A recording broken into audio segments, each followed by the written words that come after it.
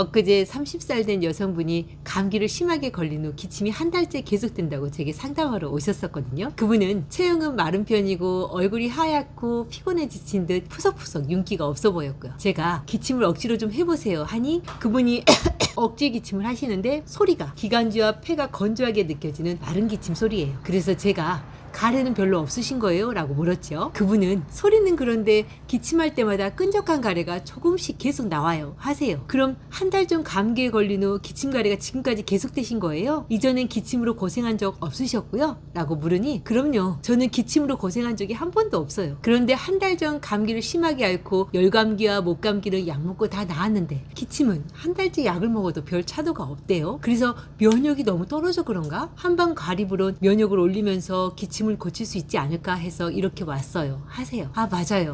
요즘 독감이랑 감기가 한참 유행인데 10월에 저도 우리 신랑도 독감을 가볍게 앓은 후 이후 기침이 2주 이상 계속되어 결국엔 한방 과립을 며칠 쥐어먹고 나은 적이 있었거든요. 그래서 생각했네요. 그분도 우리랑 비슷한 독감에 걸리셔서 기침을 오래 하셨던 거구나 라고요. 하지만 독감 후유증이라 하더라도 모든 사람이 기침 가래가 한 달씩 계속되는 건 아니므로 본인의 체력이나 면역이 약해져 있다는 건 어느 정도 맞는 말이에요. 실제 그분의 맥박도 아주 약하게 1분에 66회만 뛰니 기운과 혈액이 많이 약해져 있다는 건 분명했고요. 원래 맥박은 1분에 72회로 그 파동이 활발하게 통통 뛰어야 건강한 맥이거든요. 이분처럼 맥박이 약하고 느리게 뛰는 건 그만큼 기운과 혈액이 약해져 있다는 뜻이고요. 그리고 그렇게 기혈이 약해져 있는 상태에선 스스로의 회복 기능이 제대로 작동하지 못해 면역 기능이 제때 중지되지 못하고 거기에 한 달 이상 드셨던 기침 억제제가 혈관을 더 수축시키고 항히스탐제는 기관지를 더 마르게 하니 폐와 기관지가 더욱 건조해서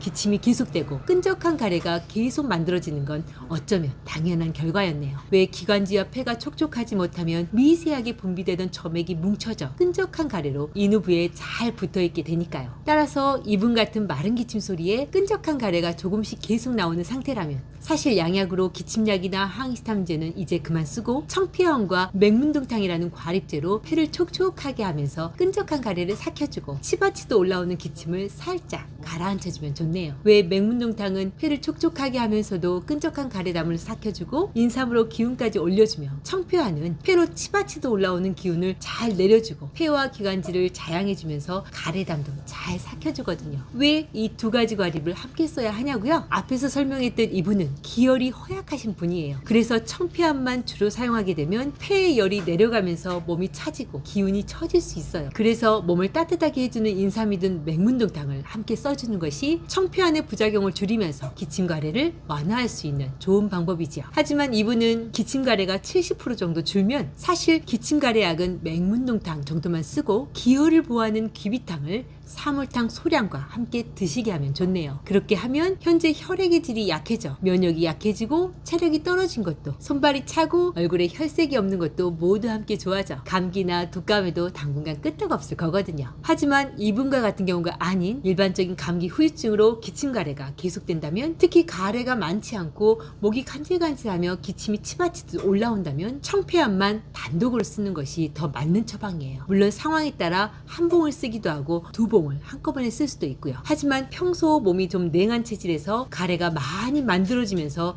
기침을 할 때 그렁그렁 가래 끓는 소리가 난다면 맥문둥탕이 더 적합하네요. 그때도 한 봉에서 두 봉, 심한 경우 네 봉을 한꺼번에 먹을 수도 있고요. 왜 과립 한 봉은 한약 한 첩의 4분의 1에서 5분의 1 용량이라 제대로 쓰려면 과립을 4배에서 5배로 써야 한약 한 첩 효과가 있거든요. 오늘 독감 후유증으로 기침가래가 계속될 때 사용할 수 있는 청피환과 맥문둥탕 이야기 재밌게 들으셨어요? 사실 감기 후유증으로 기침가래가 계속될 때 이렇게 과립을 써도 잘 낫질 않고 오래 가는 경우가 종종 있어요. 그럴 때 저는 한약으로 5일분씩 지어드리면서 혈액의 질을 올려 폐와 기관지에서 점액 분비가 잘 되게 또 기관지와 폐 자체를 촉촉하게 자양하면서 붙어있는 가래나 그렁그렁하는 가래를 녹여 없애주면 마른 기침이나 가래 기침은 한약으로 잘 낫는 편이지요. 아주 가끔은 신장이 허약한 체질에서 하체 신장에 음액, 진액을 보충하는 약초를 써야 근원적인 수액이 보충되어 기침이 비로소 멈출 때도 있고요. 그러니 기침가래가 한 달 이상 계속되어 잘 낫질 않는다면